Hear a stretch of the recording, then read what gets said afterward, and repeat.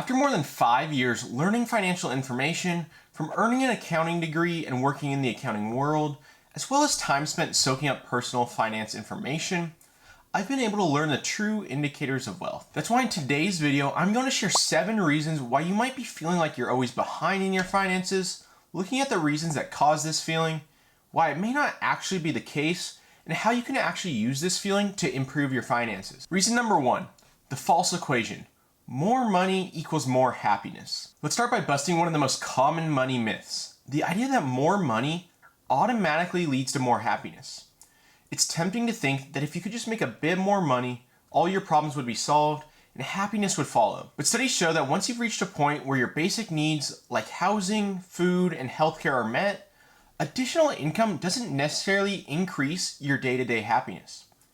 You've probably heard of the study that found that emotional well-being plateaus after reaching an income of around $75,000 a year. Once you're comfortable and your essential needs are covered, the link between health and happiness becomes much weaker. Yet, so many of us continue to chase after more. Why is that?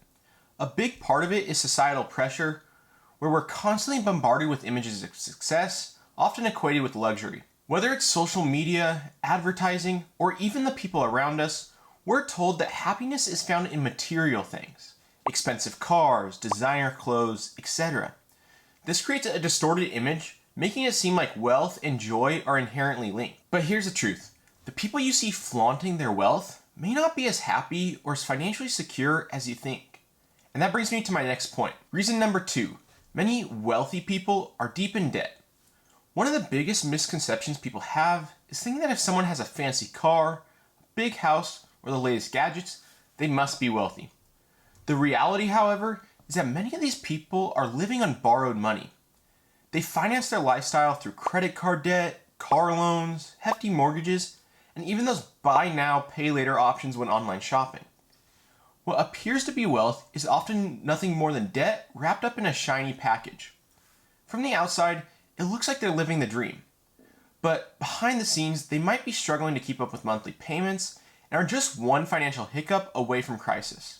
According to recent statistics, a large number of people in wealthy neighborhoods are burdened with substantial debt.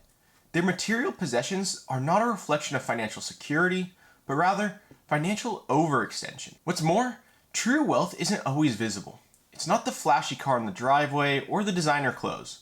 Real wealth is having savings, investments, and the peace of mind that comes with financial stability. So, although you might think somebody is way better off than you, if you have good financial habits and have been responsible with your money, you may actually be better off than them. You just aren't putting your wealth on display for other people to see, and that also means you have the peace of mind of not owing on everything you own. Reason number 3, you're not seeing the sacrifices behind the scenes. It's easy to envy someone's financial success when all you see is the outcome. But what you don't see are the sacrifices they made to get there. Many high-paying careers come with a heavy price. Long hours, high stress, and little personal or family time. Take jobs in investment banking, for example. Some of these professionals earn multiple hundreds of thousands of dollars, but their lives can be consumed by work. They might spend 80 to 100 hours a week at their jobs, constantly working and often missing out on family events or personal hobbies. Even some of the most successful entrepreneurs and business leaders will tell you about the immense pressure and personal sacrifices they made. Take Bill Gates, for example. He once admitted that he didn't take a single day off in his 20s while building Microsoft. Yes, they might be earning lots of money, but they've sacrificed their personal lives, time with family, and sometimes even their health to get there. So, before you compare yourself to somebody else's success, consider the trade-offs. Would you be willing to give up your weekends, your free time, or time with your loved ones in exchange for a higher salary?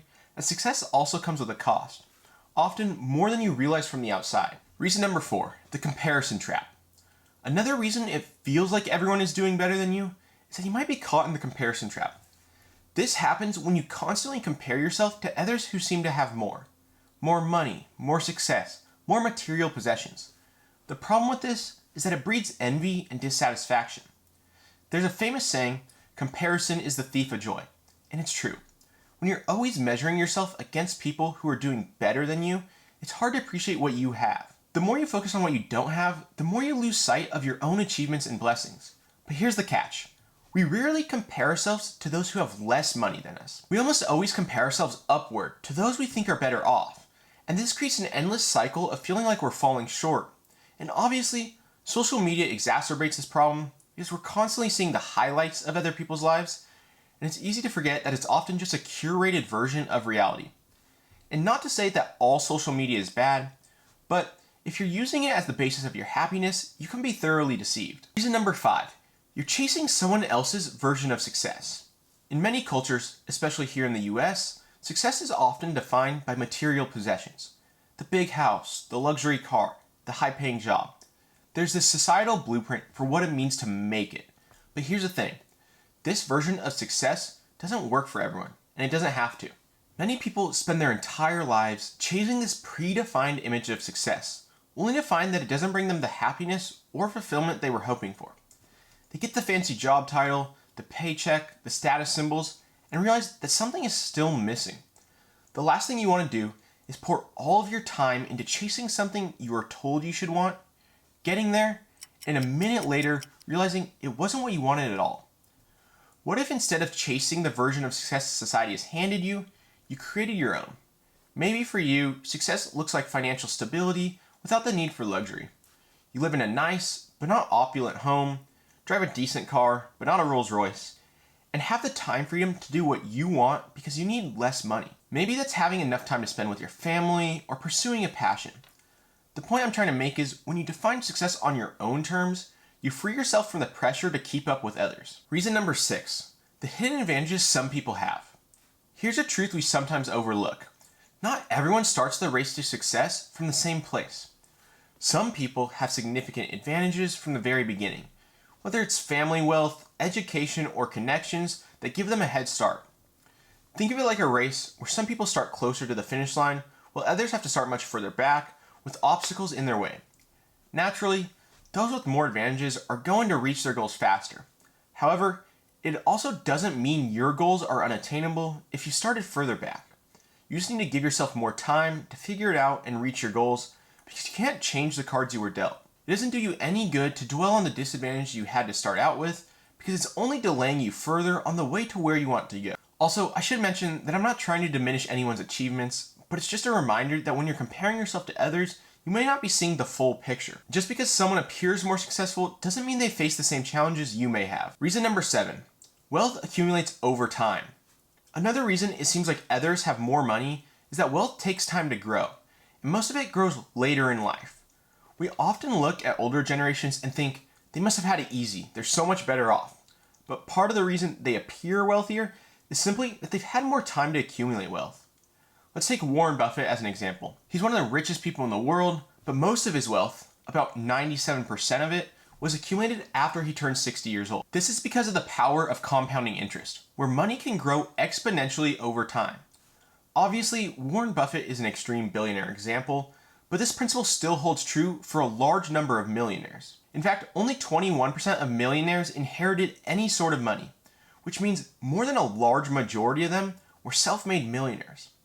They grew these millions over time by practicing good financial habits and not falling for money traps that others fall for. So, if you're young and feel like you're behind, remember that building wealth is a long-term game. As long as you're making smart financial decisions now, you'll see the rewards later. If you enjoyed this video, you might like to learn why net worth skyrockets after 100K in this video up here. Thank you very much for watching, and I'll see you in the next video.